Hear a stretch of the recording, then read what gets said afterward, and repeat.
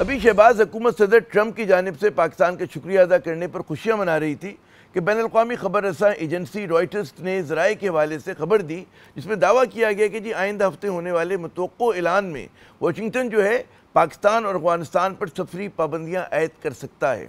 Reuters के मुताबिक 3 मुख्तलिफ ज़राए ने इस बात की तस्दीक की है कि इन दोनों मुसलमान अक्सरियती ममालिक के शहरियों पर जो है अमरीका दाखिले पर पाबंदी का ऐलान जो है सिक्योरिटी जायज़े के फौरी बाद होने का इम्कान है।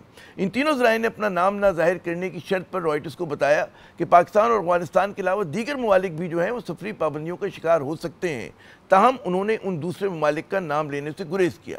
12 मार्च यानी कि अगले बुध को उन ममालिक की जो फहरिस्त है वो जारी की जाएगी जहाँ से अमरीका सफ़र करने पर जो है जुज़वी या मुकम्मल पाबंदी लग सकती है।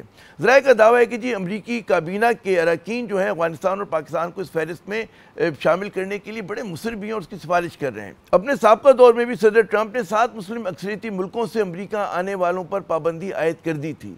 इस पाबंदी को सदर बाइडन ने 2021 में ख़त्म किया। नई पाबंदियाँ उन 2 लाख अगवानियों पर भी लगेंगी जो खुसूसी वीज़ा पर अमरीका जाने के आसरे में मुख्तलिफ ममालिक में पनाह लिए हुए हैं। ये अफगानिस्तान में रहते हुए अमरीका के लिए काम करते रहे और तालिबान दौर में उन्हें इंतकामी कार्रवाइयों का खदशा है।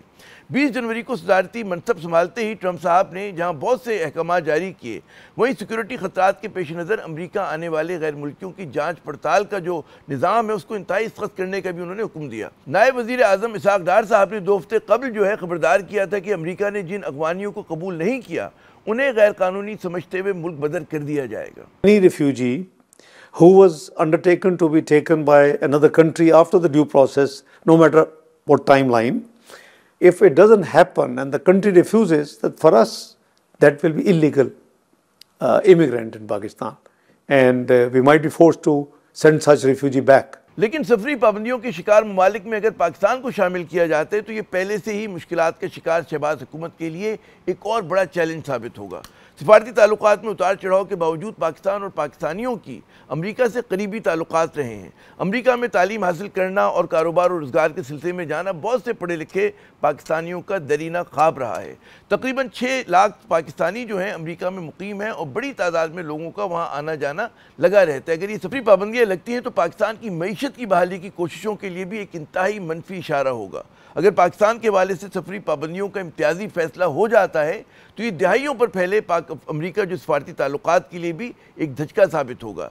इससे दोनों मुल्कों के दरमियान तिजारत और इंसदाद दहशतगर्दी में ताउन पर भी कहते हैं ना जक पड़ सकती है। क्या दुनिया की वाहिद जौहरी मुस्लिम ताकत के खिलाफ वाकई ट्रंप इंतजामिया इस हद तक जाएगी? क्या शहबाज हुकूमत इस ऐलान से पहले सफारतकारी के ज़रिए इस फैसले को तब्दील करवा सकते हैं? ये बड़े सवालात हैं। ये भी एक मुमकिन सवाल है कि क्या ये खबर पाकिस्तान पर दबाव बढ़ाने के लिए और किसी किस्म की शराइत बनवाने के लिए टेस्ट बलून की हैसियत तो नहीं रखती?